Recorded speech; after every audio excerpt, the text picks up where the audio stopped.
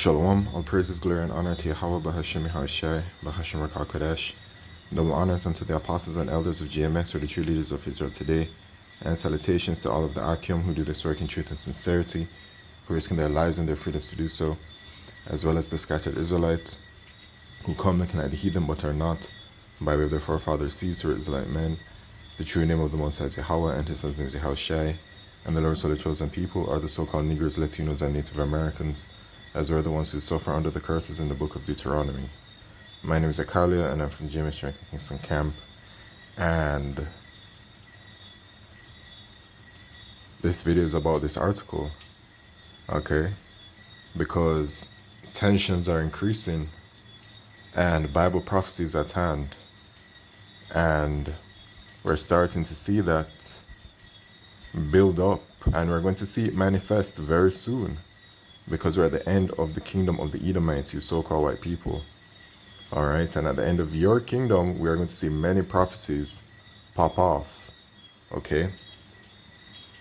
And one of the prophecies to come is the chaos and tension among the peoples, okay? So here we have from the New Yorker,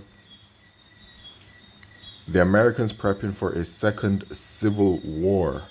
Many now believe that the US could descend into political violence. Some are joining survivalist communities, canning food, and buying guns. Okay? And you know who's really doing this. You know which people is really doing this. Okay, the Edomites. Alright, it's mostly them. Okay? They have that kind of spirit on them. And you know something about these Edomites? They are true, they're starting to show their true nature more than ever in these last days, right? They are no longer hiding themselves to try to appear as amicable with you Israelites, you know, you so-called Negroes, Latinos, and Native Americans, right? The days are coming where they're not going to be about that anymore, right? They're going to get ready and push forth with the spirit that is truly within them, and they're going to show a great level of hatred for us that they always have had. They have had, the scriptures say that they have a perpetual hatred for us as a people.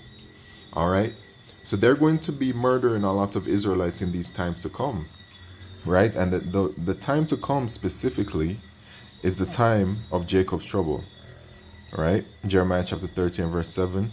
Alas, for that day is great, so that none is like it. It is even the time of Jacob's trouble, but he shall be saved out of it. So he, referring to the members of the elect of the nation of Israel that are to be delivered, those Israelites will be saved, okay? But for the Israelites that are not a part of the elect, they will perish by the sword, famine, pestilence, all right? The Lord says that in 2nd Ezra chapter 15, and we're going to get there because that's where I'm heading to, really. The judgments that are coming, where is it at? 2nd Ezra chapter 15 and verse 4, for all the unfaithful shall die in their unfaithfulness. Behold, saith the Lord, I bring plagues upon the world, the sword, famine, death, and destruction. So those judgments are set for the wicked of our people, the unbelieving Israelites. All right, and the 2/3 in America are going to be destroyed by thermonuclear fire. Okay, that's a part of the prophecy. America is going to be destroyed, and 2/3 of our people, as it says in Zechariah chapter 13 and verse 8, shall be destroyed. All right, and face that death. Right, but going back to before that prophecy occurs, we're heading into this time of what they call a second civil war. All right, and you know it's long, 43 minutes 57. But going back to these Edomites, I have been, and currently still am in certain spaces where Edomites are prevalent, and yeah, this election thing really has them stepping out with their true nature, which I'm happy to see, you know, because this is how they are supposed to be. I mean, it is what it is, right? This is how they're built, you know. So I would rather the Edomites show their true nature than try to be cordial and play the hypocrite in my face. You know what I'm saying? And they are spewing all of the things. You know what I'm saying? Like all of the things that you can only imagine. You know, N hard R. You know what I'm saying? Talking about Kamala this, talking about, our people really. They talk about our people and say the most vicious and vile things about our people, but this is how it's supposed to be. It's their nature. There's no need to be emotional about it. This is the way of the Edomites. Okay? And as I mentioned before, they have a perpetual hatred for us. But we're heading into a time of chaos overall, right? They're going to be attacking our people, but they're going to be against themselves. Okay? Let's see. I believe it's Isaiah 19 and 2, somewhere. 19 and 2, okay? And I'll set the Egyptians against the Egyptians. Who are those modern day Egyptians? Those people in America, the Americans. America is known as spiritually Sodom and Egypt in the scriptures. In the book of Revelation, it says that. Okay, America is that place that is spiritually Sodom and Egypt. And the Lord said that he would take us to Egypt again in Deuteronomy chapter 28 and verse 68, right? So that place is America, right? And those people there can be identified as those Egyptians, right? Based off of what I just explained and said. And they shall fight every one against his brother and every one against his neighbor, city against city and kingdom against kingdom. So this is coming. Those Egyptians, this is what we're seeing. Right? This is what we're reading about. This is the spirit that has been stirring in the air. All right. Did he say fight? Drew Miller asked me. It was July 13th and we were in rural Colorado near an outpost of Fortitude Ranch, a network of survivalist retreats that Miller has constructed in anticipation of civilization collapse. News of the attempted assassination of Donald Trump, the first one, had just pinged. A young man named Thomas Crooks has shot at Trump from a rooftop near a rally in Butler, Pennsylvania, striking his right ear. Trump had stood with blood on his face and shouted to his crowd, "Fight, fight, fight." The shooter's motives were unknown, but Republicans were blaming Democrats. Filed charges against Joseph R. Biden for inciting an assassination. Representative Mike Collins posted on X, Representative Marjorie Taylor Greene accused the evil Democratic Party of attempted murder. Miller's phone began to make the sound of a dog barking. His ringtone, as members and employees of the ranch sent texts and emails. A salesperson in Nevada was seeing a sudden increase in requests to join. Member interest. I'm already getting previous leads texting me. A member in Colorado wondered if it was time to mobilize. Should we do an alert? As the barking continued, I asked what Miller thought. This could stir things up, he said. After a heavy pause, things could escalate, and they shall. I won't read anymore. All right, you can go to the New Yorker and read this, even though, as you can see, obviously, it's showing that I'm on my last article, which is the first article that I've been to, so it's a paid website. But yeah, this is stirring up, and it's stirring up among all of the classes of the Edomites, from the poor to the rich. It don't matter. Okay, the vitriol and hate that I'm hearing from the Edomites, that I'm in those spaces with, these are like, I mean, literally a mix of to very privileged Edomites to not very privileged Edomites, Though, to be quite honest, some of them could be Jake, who knows, But, yeah. So, this civil war is coming, man. The wars among the people, the tensions among the people, it said it.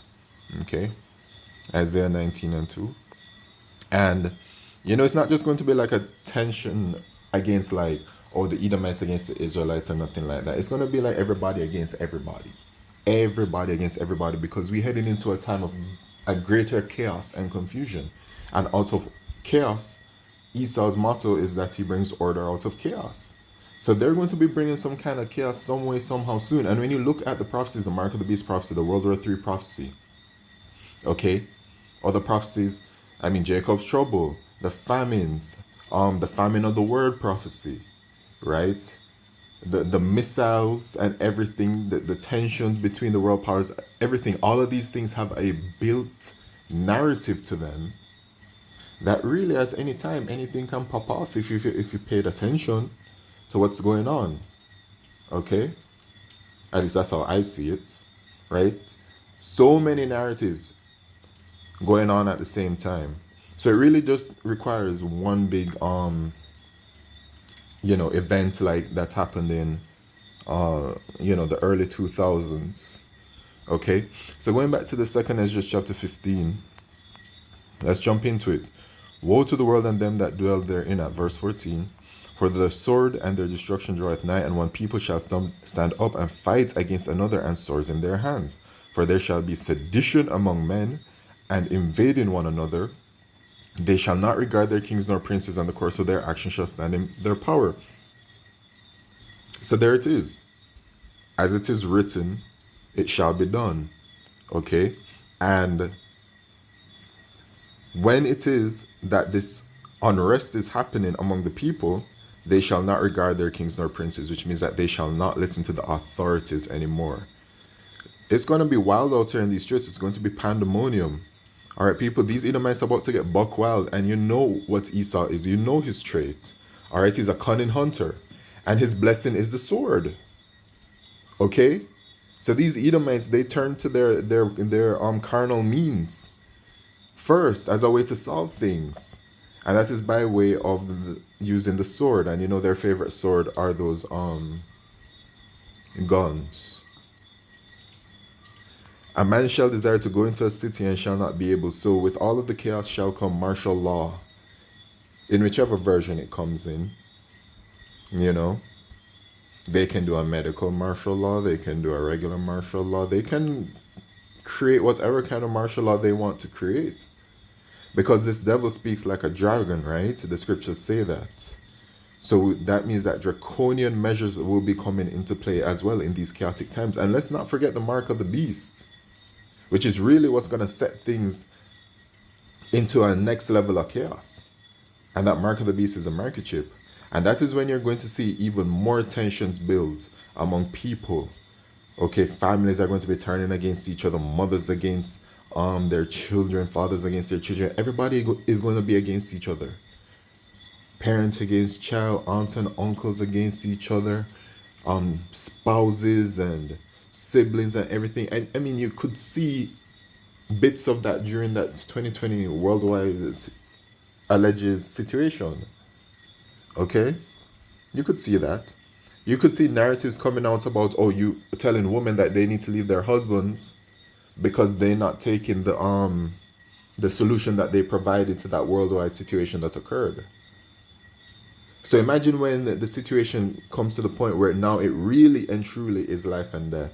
And they was already threatening people with taking away their livelihood and during that time. So you can imagine what happens when the mark of the beast comes out, which is that microchip. But the scripture lets us know already that no man can buy or sell unless you have it. So it's going to be life and death again. And we know that based off of that, the scriptures, the hour of temptation shall be at hand in Revelation chapter 3 verse 10. And that hour of temptation will be whether you take the microchip or not. Okay, choosing life or death. And the death is taking that microchip. Because you as an Israelite have no chance for salvation at all if you take that microchip. And this is where we're heading towards. All right.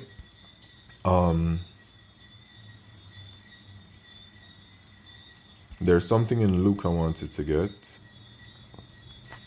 All right, this is Luke chapter 12 and verse 53. The father shall be divided against the son, and the son against the father, the mother against the daughter, and the daughter against the mother-in-law against her daughter-in-law, and the daughter-in-law against her mother-in-law.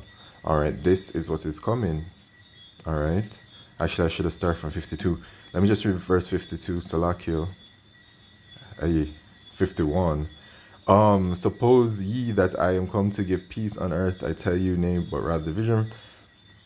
For from henceforth there shall be 5 in one house divided, 3 against 2 and 2 against 3. Yeah, and it's just going to be all kinds of people against each other in the times to come. It's going to be every man for himself, for those that don't believe, right? But for those that do believe, we do believe, I do believe that Yahweh Shemishah is going to get me through it. So, one of the reasons why people are going to be acting out is because they don't have no faith.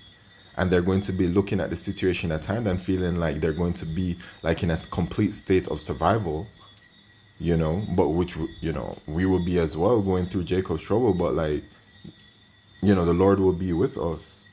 But when they look out, you know, the scriptures say when they look out the windows, it be darkened because they won't have any hope, right? They won't have any hope because they can't see anything, you know, not literally, but you know. And then they will see that the solution is that Mark ship and then they'll be destroyed. But yeah, man, things are going to be heating up. I think the election is tomorrow. Good Lord. I can only imagine what the tensions are going to be. But we shall see, indeed. With that, all praises, glory, and honor to Yahweh Shem Yeshai Bashim Kakodesh. Shalom.